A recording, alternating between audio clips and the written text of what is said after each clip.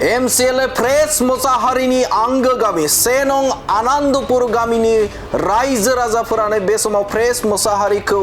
बा प्रेस मोसाहारिनि सायाव गोजोननाय गैया। खुलुमबाय स्टुडिअ दं आङो राकेश रामसियारि। बे समाव नोंथांमोना नुनो मोनदों जे बिटिआर गोजोन गोरोबथा बे गोजोन गोरोबथानि दहायजों बे समाव सानजा फारसे सीमाया बांबाय आरो बिटिसिनि गुबुन गुबुन बियाबफोराव बे समाव सानजा फारसे सीमा बांनायखौ बा बांनाय गामिफोरखौ थिसनदेरनाय नोंथांमोना नुनो मोनदों आरो थिग बेबायदिनो धनस्री बियाबनि सिङावनो गुबुन गुबुन गामिफोरखौ सनितपुरनि गुबुन गुबुन गामिफोरखौ थिसननाय जादों आरो बे समावनो बिसायख'थि फोसावदिंनो थाखाय प्रेस मोसाहारिया बिपिएफ राजखान्थि हान्जानि बिथां Mcla प्रेस मोसाहारिया बिथाङा गहपुर ओनसोलाव बिसायख'थि फोसावदिंनो थांदोंमोन आरो बे बिसायख'थि फोसावदिं समावनो रायजो राजाफोरा बा बिथांनि जे बिसायख'थि फोसावदिं हैनायखौ लानानै रायजो राजाफोरा गोजोननाय फोरमायाखै आरो बे समाव गावनिनो प्रेस मोसाहारिनिनो आंगो गामि सेनं आनंदपुर गामिनि रायजो राजाफोरा गोनां बाथ्रा बुंथिदों जे प्रेस मोसाहारिया जोंनिफ्रायनो जे सोमावसारदोंमोन एबा जों गामिनिनो नाथाय बिथाङा गोलाव सम आन्दोलन खालामबाय आरो आन्दोलन खालामनानै बिथाङा गामि फारसे बिथाङा गिदिंबोफिनाखै एबा फैयाखै होननानै अजद होदों गामिनि सुबुंफोरा। जुदि बिथाङा बिपिएफ राजखान्थि हान्जायाव थायालासिनो इउपिपिएल राजखान्थि हान्जायाव जुदि थानानै बिसायख'थि जुदि फोसावदिङाव बिथाङा फैयोब्ला आलादा बाथ्रामोन आरो गुबुन फारसेजों बेराफारसेजों रायजो राजाफोरा बुंथिदों जे बे समाव प्रेस मोसाहारि बिथाङा गिबियावनो जोंनि गामियाव फैनांगौमोन आरो रायजो राजाफोरजों सावरायफैनांगौमोन नाथाय बिथांमोना बा बिथां प्रेस मोसाहारिया जोंखौ दामखौनो होदिया जोंखौ भिलुखौनो होदिया होननानै बाथ्रा बुंथिदों आनंदपुर गामिनि रायजो राजा बिथांमोना आरो बिथांमोना बुंथिदों जे बिथांखौ खोनादों जोंनि ओनसोलाव बिथाङा बिसायख'थि फोसावदिंनो फैदों नाथाय बिथांनि मोखां महरखौनो जों नुनो मोनाखै। बिथांनि जुदि मोखां महरखौ जुदि नुनायमोनब्ला बेसे आलादा जागौमोन नाथाय बिथाङा जोंनि जायगायावनो देरनाय जोंनि जायगायावनो थानाय नाथाय बिथांनि महर मोखांखौनो जों बे समाव नुनो मोनाखै। बे समाव गोजोननाय गैया आनंदपुर गामिनि रायजो राजा बिथांमोना मानोना बे समाव बिथांखौ जेबो बा रायजो राजाखौ भिलु खालामाखै होननानै अजद होदों रायजो राजाफोरा। बे समाव प्रेस मोसाहारिनि जे थांखि बा प्रेस मोसाहारिया बिसायख'थि गेलेनो थाखाय बा बिसायख'थि फोसावदिङाव गोनां मोनसे मोगा मोगि जानांदों। रायजो राजा गावनिनो असे गामि एबा आनंदपुरनि रायजो राजाफोरानो गोजोननाय फोरमायाखै प्रेस मोसाहारिनि सायाव मानोना बिथाङा बे समाव जाय सोमावसारनाय आफाद दङ बा एबसुजों दाना होजानाय इउपिपिएल राजखान्थि हान्जा बे बिटिआरआव जोंखौ सोनानै होबाय नाथाय बिथाङा बे समाव बिथाङा गुबुन मोनसे राजखान्थि हान्जायावसो थाबाय इउपिपिएल राजखान्थि हान्जायाव बिथाङा थायाखै मानोना बे समाव जोंनि जे भटआव बे बारनि बिसायख'थियाव जोंनि भटआ इउपिपिएल राजखान्थि हान्जायावनो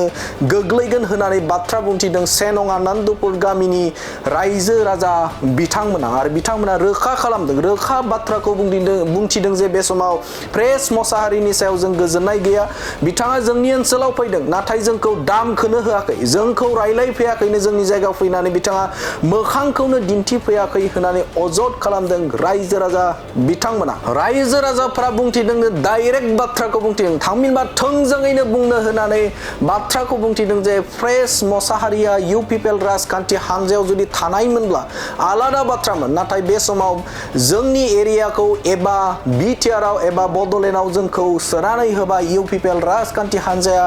एबसुआ आरो बेखायनो जोङो बे बारनि देग्लायनि जे भट बे भटखौ जों इउपिपिएल राजखान्थि हान्जानोनो होगोन होननानै बुंथिदों Mcla प्रेस मोसाहारिनि आंगो गामि सेनं आनंदपुर गामिनि रायजो राजा बिथांमोना बे समाव गामिनि सेनं आनंदपुर गामिनि रायजो राजाफोरजोंनो अनसायजादिया प्रेस मोसाहारि बिथाङा जोङो नैबे बिपिएफ दोलोनिफ्राय दाखालिसो बावैसो जेनेबा राजगड़ एरियायाव बरफुख्रि एरियायाव फैनानै थांदों खिन्थु बेयाव जोङो मानसिखौ मोखां नुवाखै आरो जोंनिसिम माने सेहेराखौनो देखायफैनो हायाखै। गोदोनिफ्राय बे जायगायावनो जोनोम बे जायगाखौ गामिखौ गारनानै बिथाङा थांदों खिन्थु थांनायनिफ्राय दाख्लि जिथु गाव माने माबा माबानिफ्राय BPFनिफ्राय बियो भट बिनो फैदोंमोन फैदों होननाय खोनादों खिन्थु मानसिनि मोखां नुवाखै आरो बे गामियावबो हाबफैयाखै दा दिनैनि दिनाव दिनै UPPLआ 1 नं आनान्दपुर गामियाव हाबफैदों हाबफैनानै दिनै गावसिनि मोनथाय जिथु भट बिनो फैनायखौ जों जोबोद गोजोनदों आरो जिथु जोंनो माने बे नैबे BTR जिथु हाबदों बेखौ जोंहा गोदोनिफ्रायनो जि जोङो दाङाबाजि जानायजों लोगोसे जोंनि गामिया अनेक खस्थ' मोनदों मोननायनि गेजेरावनो दिनै UPPLआ बा बड'लेण्ड हाबनाय लोगो लोगो जोंनि गामिया गोजोनदों आरो बे जोंनि माबाया एरिया माने गोजोननाय मोनदों आरो बिनि थाखाय जोङो जे UPPLनिफ्राय जोंहा मोनथाय जिथु मोननांगौ लामा होन कालभार होन नामघर होन अनेक सुबिदा दा बेफोरखौ जों मोनजानो लुबैगोन आरो मोनखानांगोनबो बे सियरखा जों बेखौ लुबैदों जिहेथु आरो बे UPPLखौ निस्सय जोङो नैबे खेबाव जुदि इलेक्सन फैयोबा जोङो जथेस्थ' देरहानायनि जोङो माबाखौ होगोन आरोखि भटखौ होगोन खारनथ' बेहा दायबो गैया जेबो गैया खिन्थु मानो फैयाखै जों बेखौ बुंनो हाया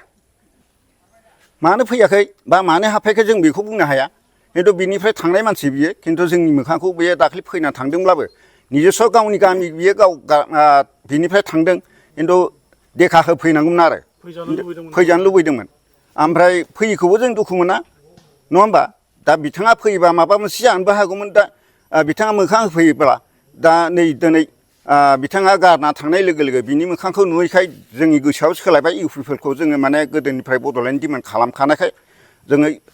UPPLआव जिथु माने बड'लेण्ड डिमान्डआव जिथु माने दा BTRखौ बारायना होनाय लोगो लोगो जोंहा गोजोनदों आरो जथेस्थ' जोङो UPPLनो भटखौ होखागोन बेनि सायाव आं ओरैबायदि बुंनो लुबैदों मुथथे जिथु माने बड'लेण्ड डिमान्ड खालामनायाव दा बड'लेण्ड डिमान्ड खालामनायाव UPPL दिनै दाबाय दिनै आबसुआ दिनै बेयाव माखासे नैबे बड'लेण्ड डिमान्डआव माखासे मुंख्लं जालांदों नङा होमबा माखासे सोरबा बिदिनो अनेक खस्थ' मोनदों न' बां सावजादों गोदो